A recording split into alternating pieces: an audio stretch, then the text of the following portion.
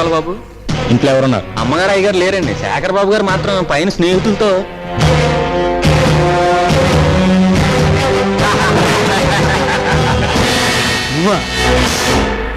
అనుమతికి లోపలికి రావడం మర్యాద. మర్యాద? పెళ్లి నిశ్చయమయ్యే ముహూర్తం 4 రోజుల్లో ఉందనగా చేసుకో అని చెప్పడం మర్యాద అని అంటావా? నాకు ఇష్టం లేదు, ఆ విషయం చెప్పాను. ఇష్టం లేదన్న విషయం పెళ్లి చూపులకు వచ్చినప్పుడు చెప్పలేదే? ఇష్టం లేదన్న విషయం నిశ్చితార్థానికి వచ్చినప్పుడు చెప్పలేదే? ఇష్టం లేకుండానే అమాయకురాలని నా చెల్లెల్ని నీ చుట్టూ తిప్పుకున్నావా? ఇష్టం లేకుండానే ఒక మర్యాద గల కుటుంబం నుంచి వచ్చిన ఆడపిల్లని మాటలతో మోసం చేసి తాడి కట్టకుండానే తల్లించేసావా? అబద్ధం. నేను అలాగే. మర్యాదగా చెప్తున్నాను, ఇప్పుడు నాతో పాటే వచ్చి నా చెల్లెల మెడలో తాళి కట్టావా సరే సరే, లేకపోతే నీ కాళ్ళు చేతులు కట్టి మోసుకెళ్ళి మరీ పెళ్లి చేస్తాను. కమా. ఏమిటి నీ బెదిరింపు? పెళ్లికి ముందే చెడిపోయిన దాన్ని తీసుకొచ్చి నా గంట కట్టాలని చూస్తున్నావా? ఏం కూసావరా? ఏం కూసావరా?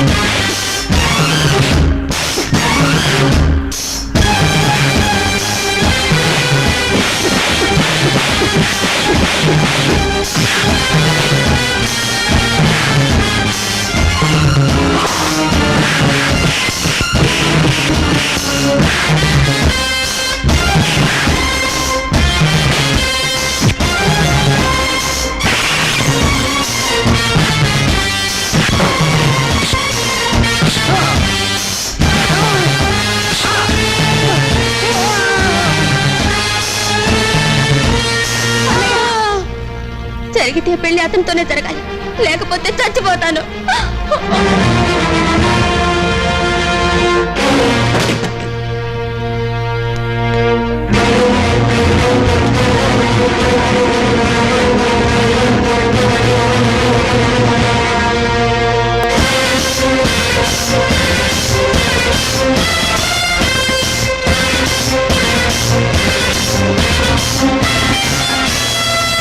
మిస్టర్ ఆనంద్, ఇష్టం లేని మనిషిని బలవంతంగా లాక్కెళ్ళటం చట్ట విరుద్ధం తెలుసా?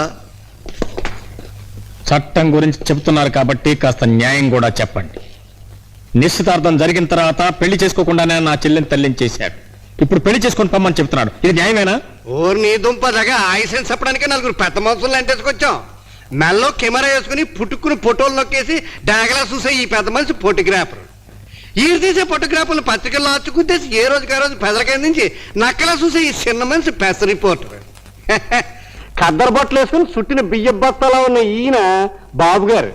ఇదిగో ఈ సంగతి నేను చెప్పక్కలేదు, అది కాకి బట్టలే చెప్తాయి.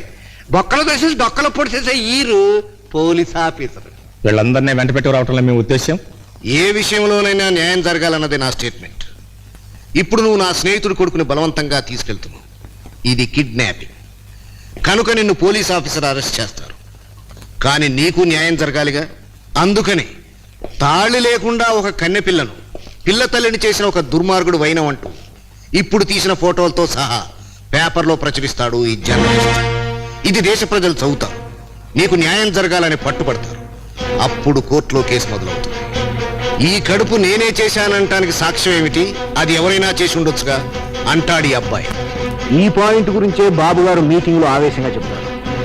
అలజడి లేవదీస్తారు. ఆ తర్వాత ఆపుతంగానే అప్పుడు జరిగేదేటో తెలుసా? నువ్వు బొక్కలోకి వెళ్తావు. కడుపు చేయించుకుని నీ సెల్లెలు కదా ఆంధ్ర అంతా తెలుస్తుంది. అవమానం భరించలేక అది బావిలో దూకుద్ది. జైలుకెళ్ళి కొడుకుని కడుపు చేయించుకుని కూతుర్ని చూసి పరుగు పోయిన మీ నాన్న ఊరేసుకు వస్తాడు. ఇన్ని సాకులు చూసి తట్టుకోలేక మీ అమ్మకి పిచ్చెక్కుద్ది. మీ కుటుంబంలో మిగిలిన 2వ సెల్లెలకి సత్య పెళ్లి కాదు, ఇంకో దారి లేక అది బిజినెస్ లో దిగుద్ది.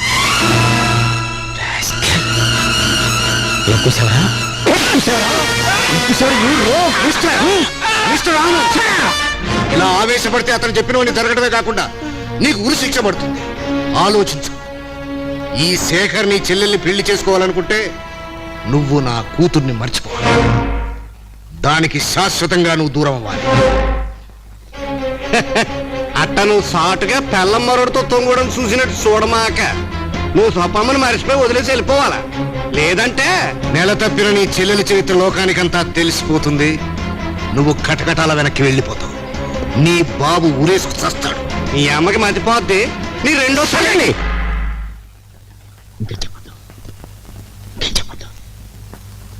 బాబురావులు నాకు కావాల్సిన వెంటనే నా చెల్లెలు పెళ్లి కావటం దర్శాల్ దానికోసం నేనేం చేయడానికి సిద్ధంగా ఉన్నాను.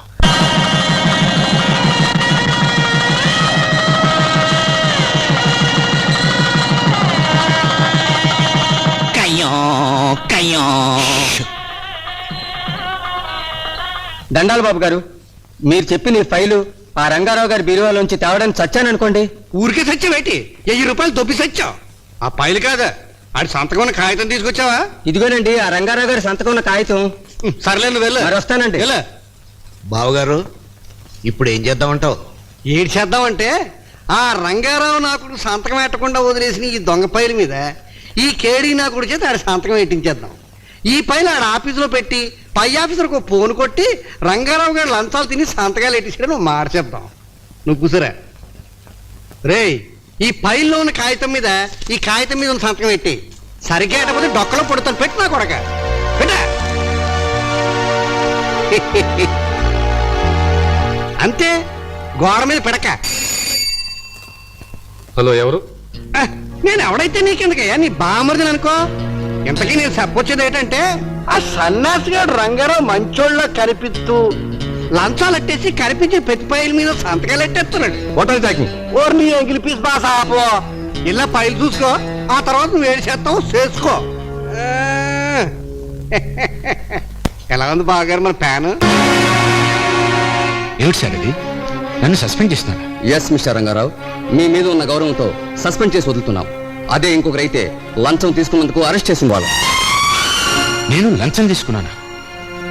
నేను నమ్ముతున్నాను సార్. మీ సంతకం సాక్ష్యం ఉన్నప్పుడు నమ్మకుండా ఎలా ఉంటాం? నీతికి నిజాయితీకి మిమ్మల్ని ఆదర్శంగా తీసుకునే వాళ్ళం. అలాంటి మీరే డబ్బు కోసం గడిచి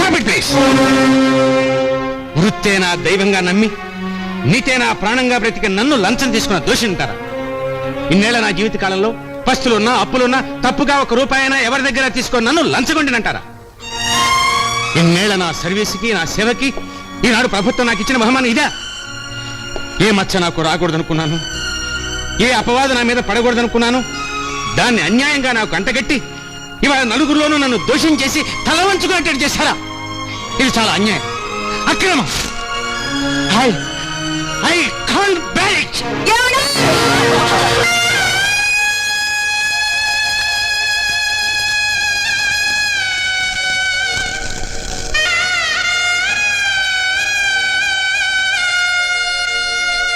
ఇదిగో, మీ నాన్నగారు పోయారు గనక 1 నెలలో ఈ గవర్నమెంట్ క్వార్టర్స్ ఖాళీ చేయాలట మీ వాళ్ళు. అప్పుడు చెంబు తపాలాతో మన కొంప మీదకి వస్తారేమో. నేను ఒప్పుకోను. అంతగా కావాలంటే 1000-2000 పడేస్తాను. వాళ్ళ దారేదో వాళ్ళని చూసుకోమని.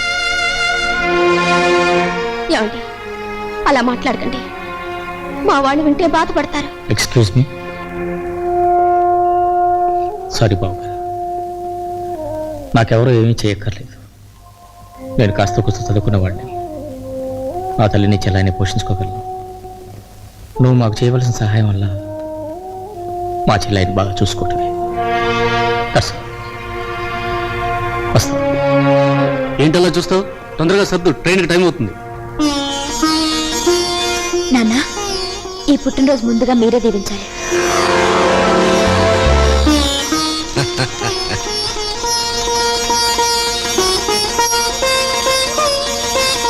ఏమిటోనమ్మా, ఈ పుట్టినరోజు పండక్కైనా నువ్వు ఒంటరిగా కాకుండా జంటగా నా కళ్ళ ముందు కనిపిస్తావు అనుకున్నాను. వచ్చేదాన్నే నాన్న, కానీ ఆనంద్కి అనుకోకుండా కొన్ని కుటుంబ సమస్యలు రావడంతో.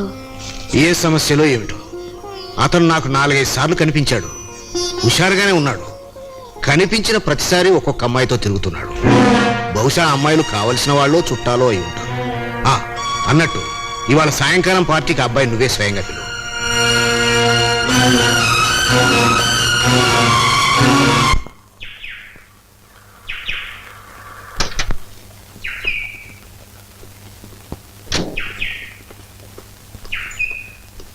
అరే, ఎవరమ్మా మీరు? ఇంట్లో ఉండే ఆనంద్ బాబు వాళ్ళు ఖాళీ చేసి వెళ్ళి 3 రోజులు అయింది. ఎక్కడికి వెళ్ళారో తెలుసా? తెలీదమ్మా. మీ పేరమ్మా? స్వప్న. మీరు వస్తే ఆనంద్ బాబు గారి కవర్ ఇమ్మన్నారు.